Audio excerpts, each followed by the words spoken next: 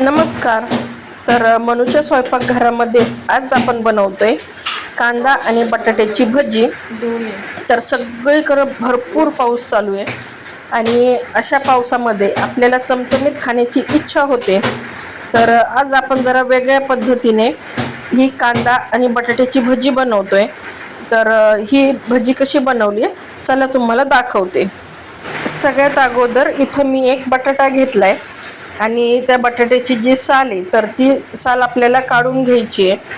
त्यानंतर इथं मी एक किसणी घेतली आहे, म्हणजे आपण वेफर्स बनवतो ना, तर ती किसणी घेतली आहे आणि त्याच्यावर पूर्ण बटाटा या पद्धतीने किसून घेतलाय. आता आपल्याला हा जो किसलेला बटाटा आहे हा असा एकावर एक ठेवायचा आणि याला बारीक असे याचे उभे काप करून घ्यायचे. जर तुम्हाला डायरेक्ट पण उभे असे पातळ काप करता येत असतील तर तुम्ही तसे केले तरी पण चालतील. तर हे बघा, इथं या पद्धतीने खूप छान असे पातळ आपले इथं बटाट्याचे काप बनून तयार झालेत. तर याला एका मी आता टोपामध्ये काढून घेते आणि आता आपल्याला कांदा चिरून घ्यायचा आहे. तर इथं मी एक बटाटा घेतलाय आणि एक मोठा कांदा घेतलाय. तर कांदा पण या पद्धतीने पातळ असा उभा चिरून घेतलाय.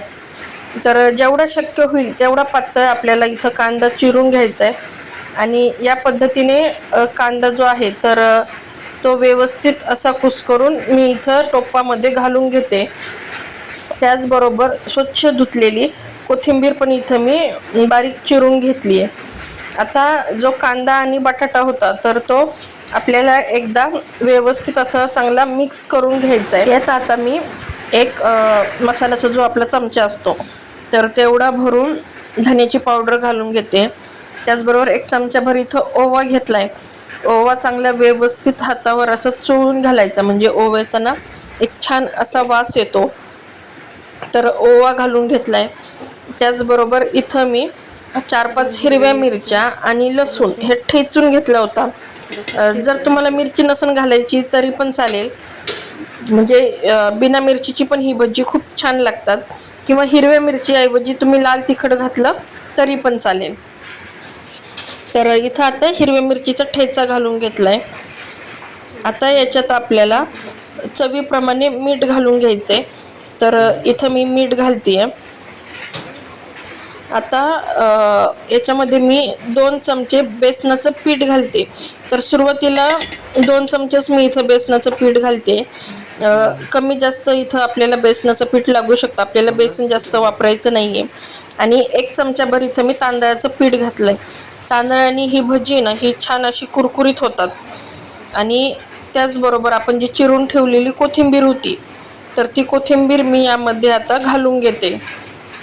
तर आता सगळी कोथिंबीर या टोपामध्ये घालून घेतली आहे. आता आपल्याला हे जे मिश्रण आहे तर हे छान व्यवस्थित असं मिक्स करून घ्यायचे. पाण्याचा वापर करायचा नाहीये. तर इथं मी अजिबात पाणी वापरत नाहीये, कारण कांद्याला पाणी सुटतं. तर इथं मला थोडंसं बेसनपीठ कमी पडल्यासारखं वाटलं म्हणून मी अजून 1 चमचाभर बेसनपीठ यामध्ये ॲड केलंय. गॅसवर आता एक कढई ठेवली आणि कढईमध्ये तेल तापवायला लावलं होतं. तर तेल तापलंय की नाही हे चेक करून घेते. अजून थोडंसं तेल तापलं पाहिजे, म्हणजे भजी काढताना तेल खूप गरम पण नाही पाहिजे आणि खूप थंड पण नको आहे. तर आपल्याला मध्यम तेल तापलेलं पाहिजे, म्हणजे भजी छान होतात. तर हे बघा, इथं मी या पद्धतीने हातावर अशी भजी बनवून घेते आणि मोठी मोठीच बनवते आणि एक एक करून असं यामध्ये सोडून घेते. तर आपण इथं पाणी वापरलेलं नाही आहे, त्यामुळं हे जे पीठ आहे तर हे जरा थोडंसं भगरा भगरा वाटतं. पण ही जी भजी आहेत या पद्धतीने बनवली तर खूप छान लागतात. तर हे बघा, इथं मी सुरुवातीला 4 भजी कढईमध्ये सोडून घेते आणि त्याच्यानंतर उरलेली जी भजी आहे तर ती पण तळून घेणार आहे. तर आपल्याला ही छान सोनेरी कलर येईपर्यंत भजी तळून घ्यायची आहे. तर हे बघा, दोन्ही बाजूने छान सोनेरी कलर येईपर्यंत ही भजी तळायची. आता भज्यांना सोनेरी कलर यायला सुरुवात झाली आहे. गॅस फुल ठेवायचा नाही आहे, नाहीतर भजीवरून करपतात आणि आतून कच्चीच राहतात. तर इथं आपली जी भजी आहे तर तिला छान असा सोनेरी कलर आलाय. आपली ही भजी छान तळून झाली आहे. आता याला आपण एका प्लेटमध्ये काढून घेऊ. तर मी ही जी भजी आहे तर ही एका प्लेटमध्ये काढून घेते.